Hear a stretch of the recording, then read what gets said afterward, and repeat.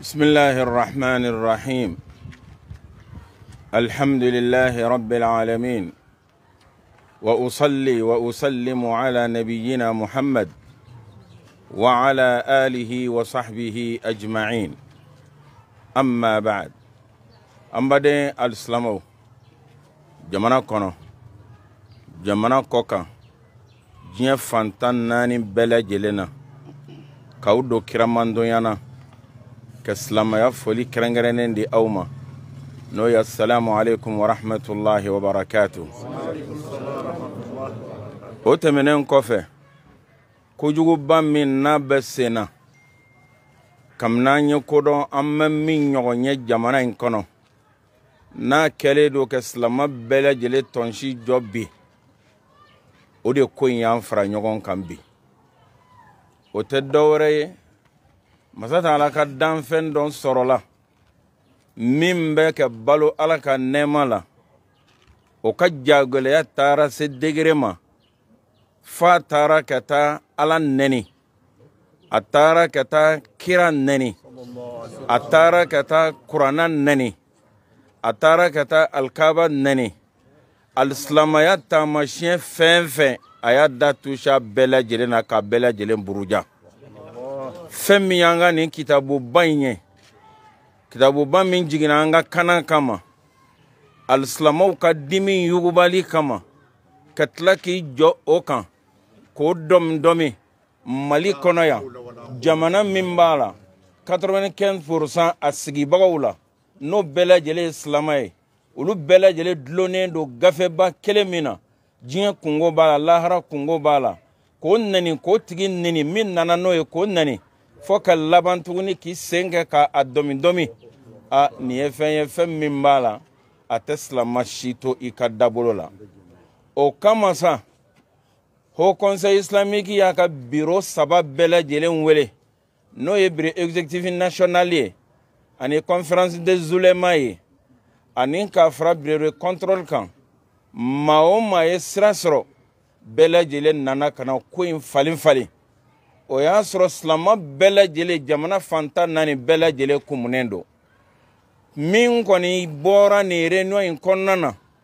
o ye fɛn damadɔ ye. A fɛn fɔlɔfɔlɔ ye fɛn min ye o de ye k'a fɔ ala ta ye min ye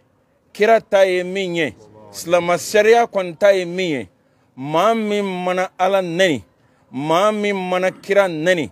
maa min mana kurana nɛni maa min mana kurana domi alisilamaya gafe bɛɛ lajɛlen bɛɛ n'a ka o tigi ka kan ka faga. O ye Alahu Taala ka kiti ye. Ala ye min fɔ a ko la o de ye nin ye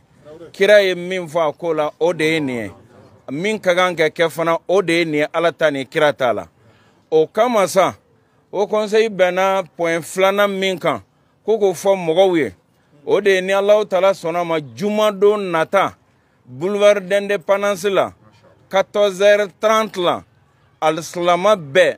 maa o maa ni ko ashhadu an la ilaha illallah wa ashhadu anna muhammadan rasulullah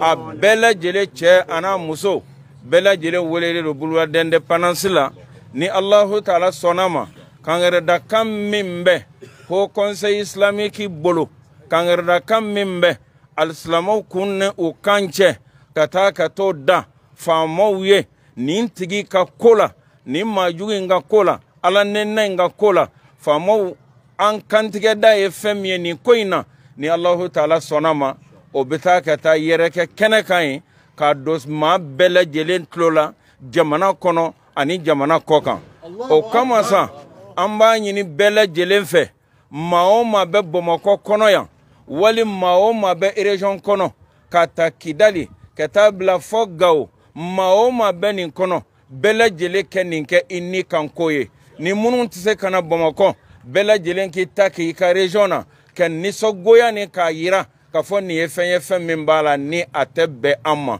Maa minnu bɛ Bamakɔ bɛɛ lajɛlen kɔni jija cogo bɛɛ lajɛlen na ni jumadon nata in na 14h30 la an ka taa ɲɔgɔn sɔrɔ boulevard d'indépendance la min bɛ silama ɲɛmɔgɔw kun n'u kan cɛ k'a fɔ alisilamɛw ye nin ko in na k'a fɔ gouvernement ye nin ko in na ni majorité ko de ye tiɲɛ ye k'a fɔ maa minnu ka caw gasi kan ka sigi jamana kɔnɔ an kɔni gasi tiɲɛna an gasi tiɲɛna ala nanina kira nanina fɛn tɛ nin kɔfɛ juguya la o tuma ni Allahu taala sɔnna ma min bɛ taa bɔ na o na taa fɔ maaw ye kɛnɛ kan ye ni Allahu taala sɔnna ma commission dɔ sigira a ko la Haut Conseil kɔnɔ olu bɛna baara kɛ kumakɛlaw ye jɔn ye kumafɔtaw ye jɔn ye ko bɛɛ lajɛlen fɛsɛfɛsɛ ko organisation kɛ k'a ɲini bɛɛ lajɛlen fɛ bɛɛ bɛ don ni organisation in kɔnɔ ko in bɛ ɲɛ cogo min na silamɛw ka fanga bɛ ye cogo min na a bɛ dɔn cogo min na k'an ye mɔgɔw ye min ye majorité ye a bɛ dɔn cogo min na k'a fɔ nin y'an sɛbɛko ye